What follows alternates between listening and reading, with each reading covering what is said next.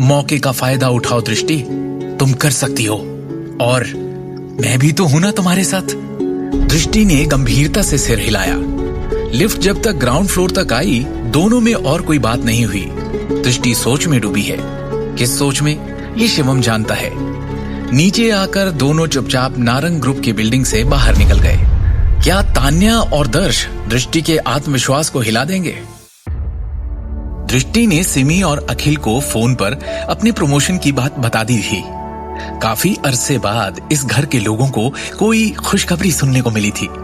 खुशी मनाने के लिए आज सिमी ने पहली बार अपने हाथों से सबके लिए खाना बनाया था। खाना नहीं, 56 भोग तैयार कर रखे थे उसने। हमारी बेटी को कंपनी में चीफ डिजाइन अधिकारी की पोस्ट मिल गई है। उसे करोड़ों के ज्वेलरी प्रोजेक्ट का इंचार्ज भी बनाया गया है। मेरा तो नाचने को मन कर रहा है। आज हमारा पूरा परिवार जश्न मनाएगा। सिमी ने खाने की मेज पर खुशी से कहा और अपने हाथों से रेड वाइन की एक बोतल खोली।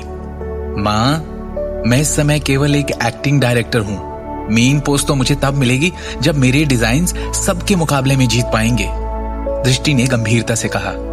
अखिल नारंग ने एक गंभीर संतुष्ट अभिव्यक्ति के साथ कहा, दृष्टि, मुझे लगता है इन नए चेयरमैन विक्रम टोकस को योग्यताओं की परवाह नहीं है।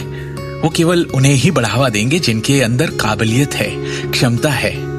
बेटा, ऐसे सुनहरे अवसर हर रोज नहीं मिलते। तुम्हें मिला है तो उसका पूरी लगन और मेहनत के साथ इस्तेमाल करो। क्योंकि हमारे परिवार का नारंग ग्रुप के अंदर ज्यादा प्रभाव नहीं है, इसलिए हमें भी सावधान रहना होगा और भविष्य में लो प्रोफाइल रखना होगा। हाँ पापा, मुझे पता है, दृष्टि ने सिर हिलाया और कहा। अरे हाँ, मैंने ये भी सुना कि शिवम ने कंपनी में फिर किसी को नाराज कर दिया है। सिंघानिया परिवार के उस दर्श ने इसे चेतावनी दी थी कि इसे सबक सिखाएगा, उसके बाद भी इसकी इतनी जरूरत? सिमी ने उदास भाव से कहा। उसी वक्त अखिल ने देखा कि उसका सिगरेट का डिब्बा खाली हो चुका है। उसने शिवम से कहा, शिवम, क्या बाहर जाके मेरे लिए सिगरेट का डब्बा ले आओगे? शिवम ने हाँ में सिर हिलाया और बाहर जाने के लिए दरवाजे की ओर बढ़ गया। घर से कुछ ही दूर चौराहे पर एक छोटी सी दुकान में सिगरेट के 2 डिब्बे खरीदने के बाद शिवम वापस जाने ही वाला था कि एक गाड़ी के जोर से ब्रेक लगने की आवाज आई और एक अचानक ठीक उसके सामने आकर रुक गई। यही है वो शिवम गांधी। शिवम के बारे में बोलते हुए 2 लंबे चौड़े भयानक दिखने वाले आदमी अचानक कार से उतरे और शिवम की ओर ऐसे देखा जैसे उसे कच्चा चबा जाएंगे। शिवम ने जरा हैरानी के साथ पूछा, क्या तुम लोग यहाँ मेरे लिए आए हो? तुझे क्या लगता है? इसके पहले कि शिवम कुछ सोच समझ पाता, उस आदमी ने उसके चेहरे की ओर एक मुक्का जड़ने के लिए अपनी मुट्ठी हवा में उछाली।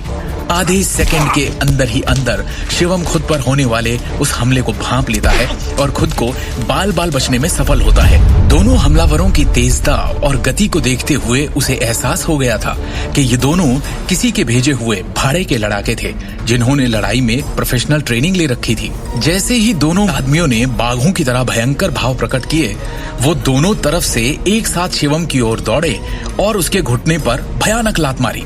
बगल की ओर झुकते हुए शिवम ने अपने शरीर को घुमाते हुए और अपने पैरों को उन दोनों की ओर घुमाते हुए जवाबी कार्रवाई की। उसी पल हवा की एक जोरदार आवाज आई और उसके साथ कुछ टकराने की, क्योंकि उनके वार खाली गए, लेकिन शिवम अपनी एक एक टांग से उन दोनों की टांग पर वार करने में सफल हुआ। पलक झपकते ही दोनों आदमी कई मीटर दूर उड़ गए और ठंडी कठोर जमीन पर जोरदार टक्कर और आवाज के साथ जोर से गिरे। उन दोनों धूर्त आदमियों ने मन ही मन अपने इस हालात को श्राप दिया जिसने उन्हें शिवम के पास भेजा।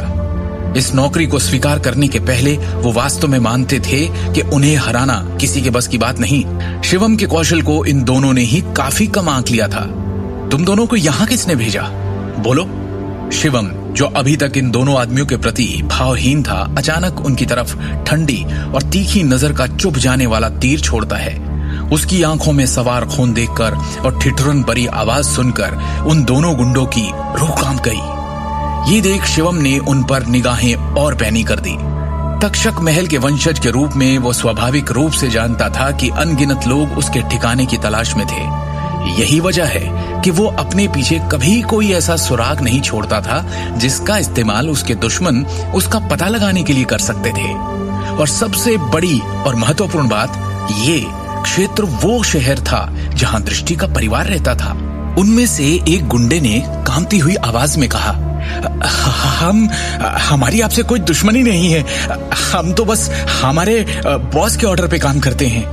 दूसरे गुंडे ने उतनी ही खौफ के साथ कहा, और हमें ऑर्डर देने वाले भाई जी हैं, इसलिए बेहतर है कि आप लापरवाही से काम ना करें, वरना वो आपका जीना मुश्किल कर देंगे।